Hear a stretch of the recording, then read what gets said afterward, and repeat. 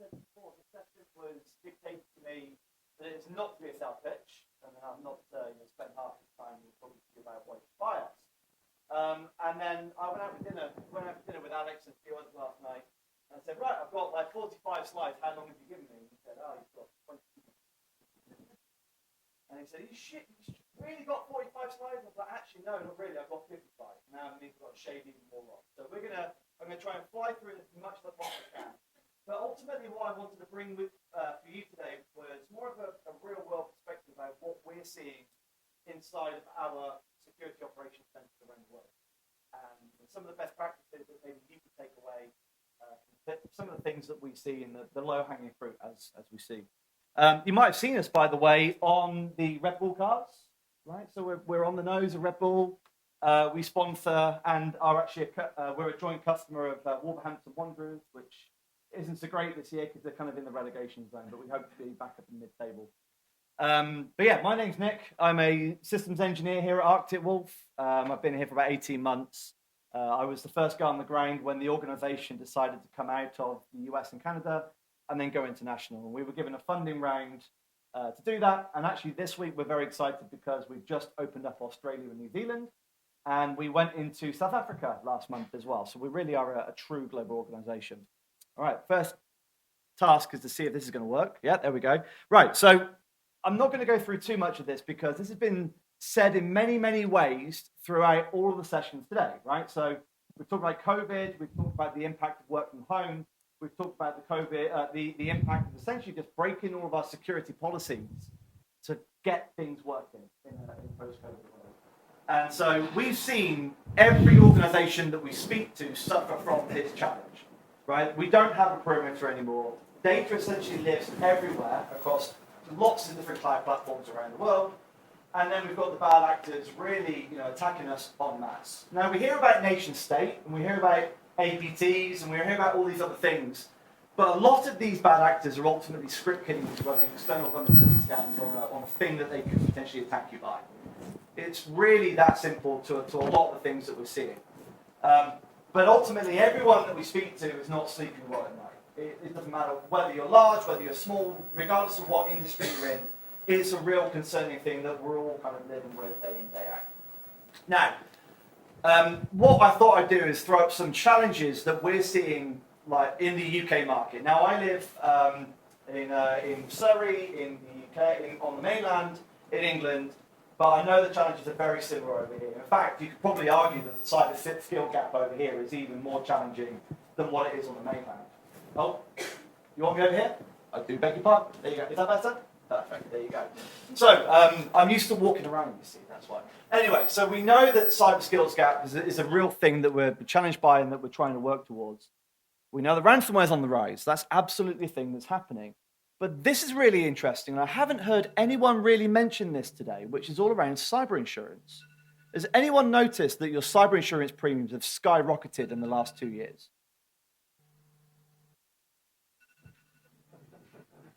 They have. Anyway, so cyber insurance premiums have absolutely gone crazy in the last couple of years. And the reason being is the majority of people have said, well, I can rely on products and tools to be able to protect me. I've got firewalls and I've got endpoint protection. That's pretty much all I need. And if I do have a problem, I can rely on my cyber insurance provider to get me out of jail. And because of that, ultimately, the cyber insurance providers have put the premiums up and they've put your coverage model down.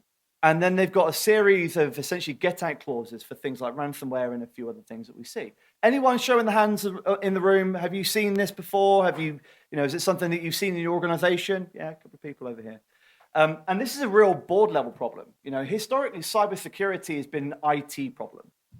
It's been something that we've had to control and try and get to the board, whereas the board are now feeling the pain because it's a direct cost that they have to bear. And that's now coming to us within IT about how we can benefit or how we can change this. So cyber insurance also have enforced a series of controls. They issue out a document of roughly 50 to 60 controls that you have to comply with, controls and subcontrols.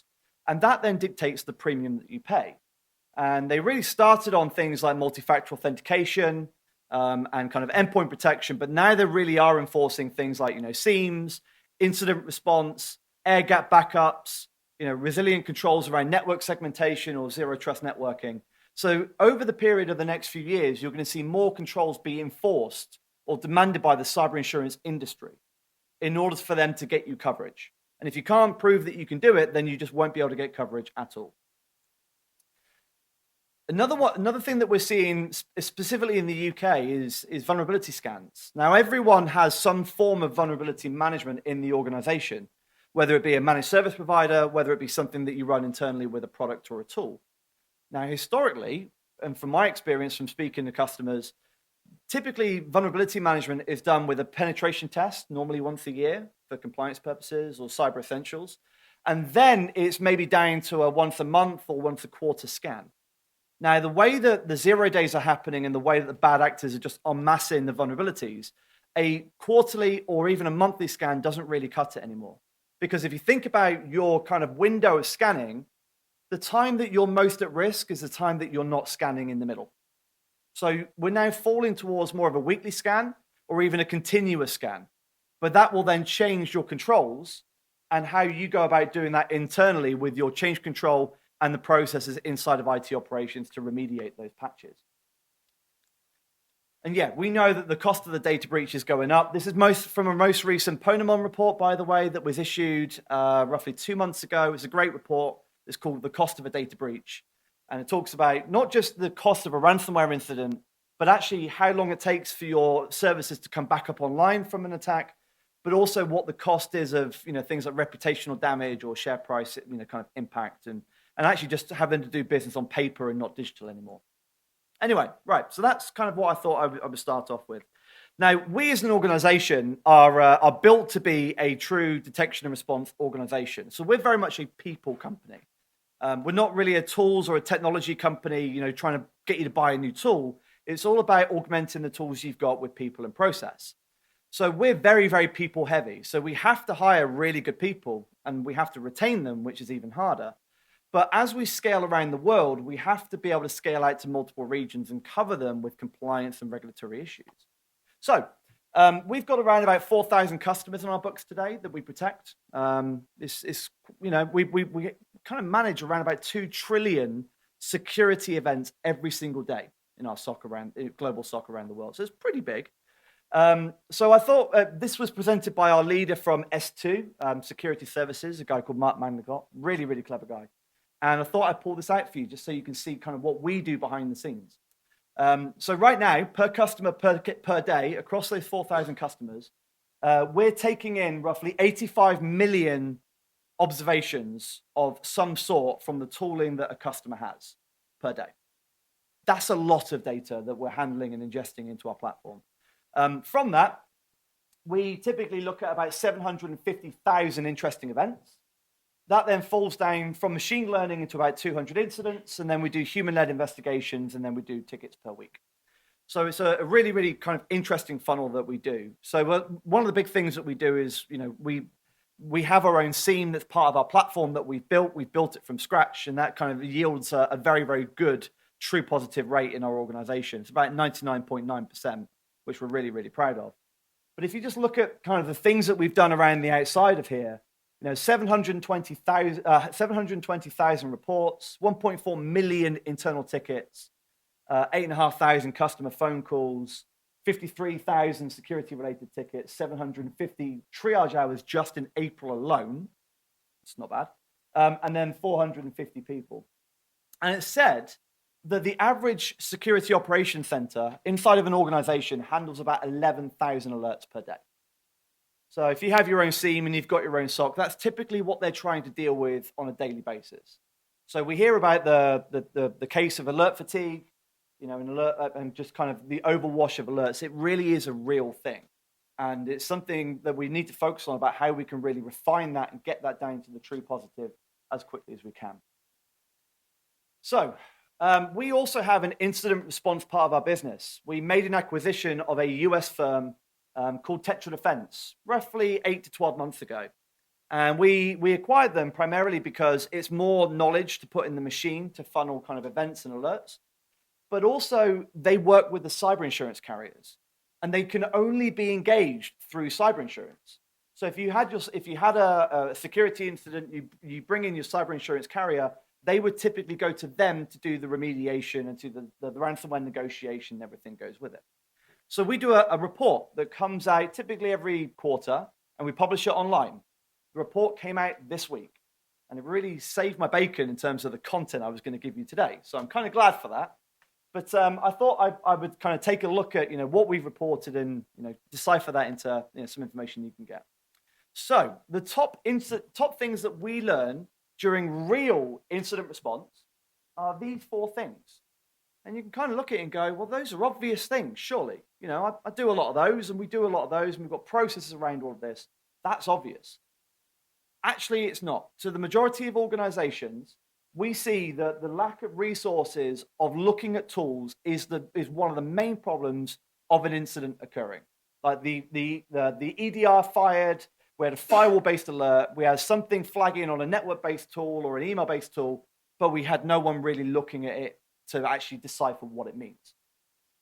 There was I can't remember who it was earlier on today, but there was a great chap that stood up to talk about the MITRE attack framework, which is a wonderful open source tool to be able to map out the end-to-end attack surface and how an attack may happen. But unless you've got the ability to stitch all that together in your scene to work out what that attack really means across the tools that you have, it just becomes more noise that you have to handle. And that's one of the big things that we see. External scanning is another big thing. People typically do a pen test every year, and then they don't tend to do much external scanning to see what they could be externally exposed by. That's another thing that we see. Insufficient cyber insurance is one that we see an awful lot as well. And then the final one is incident response planning. And my big kind of takeaway today, and I'll finish with this at the end, is if you're going to do anything from my session, please just have an IR plan. Have a plan, document it, and understand who's responsible for it. Just do that, right? Because that's kind of the last resort that you have. Anyway, so this is kind of where you sit there and turn your head like this to look at the various things that I've got on here. But anyway, this is what we saw from the first half of this year. Historically, we see all these stats, right? Every vendor puts up stats to make them look, great about various things. These are stats actually from the real world about what we've seen from breaches. So in the last 6 months, the way that organizations have been breached, majority-wise, has been external exposure. And then user action, be it social engineering, drive-by attacking, or phishing, has only resulted in 19% of the overall attack. So 82% of the ransomware-based IR responses that we've been involved in have been mostly focused on external exposure.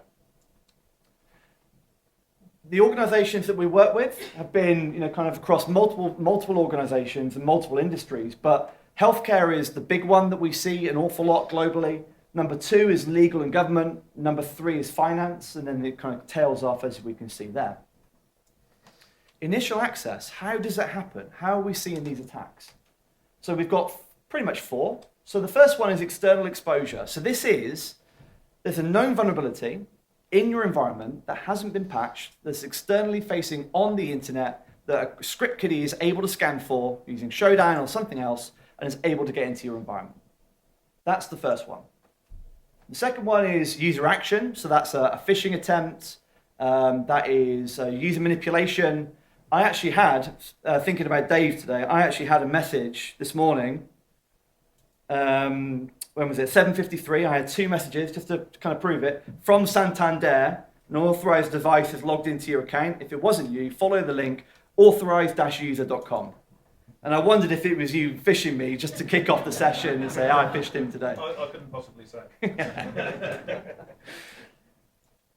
Then we see misconfigurations. Cloud security posture management is a real thing. As we move to more cloud-only environments, this is where a huge amount of attacks are happening because it's really, really easy to be able to spot these. So we're talking about misconfigurations for IAM policies. We're talking about unsecured S3 buckets, kind of unrotated encryption keys. It's just things that we need to do for good hygiene in public cloud environments that we just don't do. I was affected by the BA breach. I'm sure quite a few of you were a few years ago. And that was just from an unsecured S3 bucket from a third party that allowed a bad actor in.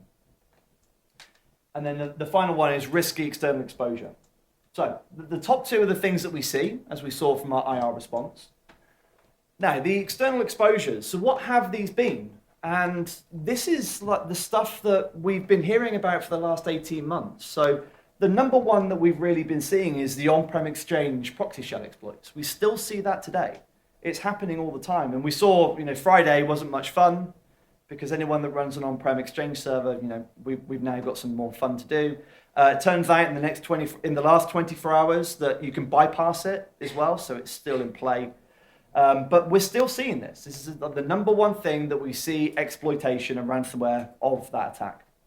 The second one is Log4j, and it is actually very specifically Log4j in VMware Horizon. So anyone that runs VMware Horizon servers and you haven't patched them for a while, definitely go and take a look at that. And then from an external kind of exposure, we see so many RDP ports just left open on the public internet. And when we come to customers and say, you shouldn't really do that, they say, why, is that a really bad idea? We're like, yeah, it really is. You shouldn't do this, please. Don't do this anymore. And that's a hangover from the COVID days, where we just kind of let people in just to get them to work again. So it's just one of those things that we're seeing time and time again. Anyway, so real-world IR case studies. So what is a CVE? I'm not going to insult your intelligence at 4:30 to go through what a CVE is. However, 82% of all the things that we responded to have been from those external vulnerabilities of a CVE, which is really, really bad, that we should resolve. So that's the big thing that we see. It's a huge amount more in terms of money that you get from user action, and it's much more money that you get from misconfiguration. So it's easy to scan for, it's high value, and it's simple. And I can do it as a script kiddie. So why wouldn't I do this? And it's ransomware as a service and all that good stuff. But it can be done. The dwell time for this is not long at all. If you're sufficient with Cobalt Strike and a few other tools, we've seen this happen in roughly 90 minutes. From the initial vulnerability attack all the way through to lockbit, yes, it's not long at all. So those are the things that we're seeing, in our SOC. From a business email compromise perspective, what's interesting is in the last 2 months, business email compromise has absolutely shot up. It's gone from 18% last quarter to 34% this quarter. So we're starting to see a huge amount more attacks on BEC. The majority of BEC attacks, business email compromise, was because it didn't have MFA enabled. We still see this today. It's something that customers are still umming and ahhing. I spoke to a customer a couple of weeks ago who don't turn MFA on for their C-suite because they just find it gets in the way. And you're like, that's not the way to do this. We see, maldocs over email. Yep, there's absolutely no surprise. And then compromised passwords. So a big takeaway as well is if you don't have a service that scans the dark web for account takeover, definitely go and get something like that, because that's another area where you could be attacked by. And then trends, we still see email protection vendors. If you get an email with a zip file that's password protected, they still don't really block it. It still just gets let through, and that's another thing that we see. But then this whole opt-in security of MFA is just making BEC attacks so much simpler. So, please, if you haven't done MFA and rolled it out across everyone and enforced it, please go ahead and do so. The average ransomware payment per vertical is quite interesting. Now, technology is an obvious one because tech vendors, are kind of, a big attack surface, but also if you think about the likes of, Cisco and Uber and NVIDIA, it's a big, big name, and if you manage to get a scalp like that, that's quite cool. But then you look at, kind of what's happening, kind of in the median and the industries that are above and below. The industries above, and the reason why the payment is so much more is because their IT systems are not up to scratch. The majority of shipping and logistics do not have network segmentation. They're still not using MFA. They're still not using, traditional, kind of basic security practices. And that's why you see the ransomware payment or kind of the demand be so much bigger compared to where it is in legal or finance, because historically the hygiene in security is really, really good in these verticals. So what's interesting is the Uber breach has kind of opened Pandora's box to a lot of people. 5 minutes? Thank you, sir. And so what we've done is we've kind of taken some things away from the Uber breach and some techniques that maybe you can learn from this in order to roll this out to your users. This is a really, really good example to go to your staff, because we all know Uber. And even your parents and your families know Uber. It's a really good kind of use case for that. If you go to YouTube, we've created a security awareness training module on Uber and the breach, and we've published it so you can reuse it. Anyway, so some of the trends about the Uber breach. So what we saw firstly in the Uber breach was that it was a contractor that was manipulated. And the reason being is the contractors that they brought on did not have the same security controls or even the education and the onboarding that the full-time employee did. So that allowed the bad actor to manipulate them really, really easily, because they didn't have the same basic knowledge or kind of internal skill set that they should do if they were an FTE. That contractor had complete global access to a lot of systems, including customer databases, including a file share that hosted a document with all the passwords in, including an IR password to restore the systems back. So least privilege is a really good technique. Please absolutely go through this and make sure that you've got least privilege implemented. Bolster your security awareness program. We all do security awareness, but it's sometimes really hard to judge whether we've got a good culture of security awareness. And this attack really happened through multi-factor authentication bombing, or spam. And so what happened was they were being spammed an awful lot on their phone. And then the bad actor connected to them over WhatsApp and said, hey, this is Uber IT. We can see that you've got a problem with your multi-factor authentication. If you can just push the button and just let it through, we'll fix everything on the back end and everything will be okay. And what happened was they had the corporate credentials of that user from the dark web. They were able to spam MFA on their phones. And because it's pushed to MFA, pushed to authenticate, that just let the bad actor in. So a good takeaway from this is take away or disable the push to accept in your MFA and enforce more of a code-based entering, because that makes people, if I'm sat there and I think if I get 20 things, I go, oh yeah, whatever, and I'll let it in, I'll get on with something else. Your mind goes somewhere else and you're kind of focused on something. Or tune down. If you've got Azure AD and if you've used Microsoft Authenticator, there are settings you can do in there to stop MFA spam. There are settings you can do to tune it down. So if it sends a certain amount, essentially it will quiet them and mute them, and it won't send any more for a period of time. So go and take a look at that if you use that technology. Or, I know this is a bit of a stretch, but use some sort of hardware authenticated token or YubiKey. I think that's where we're going to be moving towards as an industry. Us ourselves are moving, we use Okta, and we're moving completely away from push to authenticate, and we're probably going to go biometric very shortly, either fingerprint or facial recognition, because we can't risk it as a security company to be breached. And so that's the steps that we're going to take very, very quickly. So, last thing, I promise. I've got way more. Maybe you come and see me afterwards, but there we go. So, we human beings forget a lot. So much. You would forget 80% of the things that you heard from this conference tomorrow or the day after. It's human nature. You're going to forget everything that I said today. Guarantee it. I'm trying to make it a bit more entertaining, but I know I've got the graveyard shift. It's called the Ebbinghaus forgetting curve. It's just human nature. If you tell someone something, they're going to forget it in a couple of days. With security awareness, this is something where we historically do, I don't know, a monthly training course or a quarterly training course, and it's a couple of hours long, and people don't really like it, and they do it because they have to, and their manager bangs on their door, you haven't done your awareness training. Or it might be a yearly course because you've got to do compliance, and you've got regulations, and you've got to say you've done it. But that doesn't drive a good culture of security. And that's really why the users are actually a real big target. What we need to do is get more towards building a culture of security. If you can build levels and build a base level of security and then build upon it with micro-learning modules and positive reinforcement, that makes the users essentially feel like security is part of their job versus something that blocks the job that they do. Now, I haven't been in security for 20 years. I was in infrastructure and cloud and a few other things. And historically, I looked at security as you're blocking my job and I want to do something else. So it's all about positive reinforcement.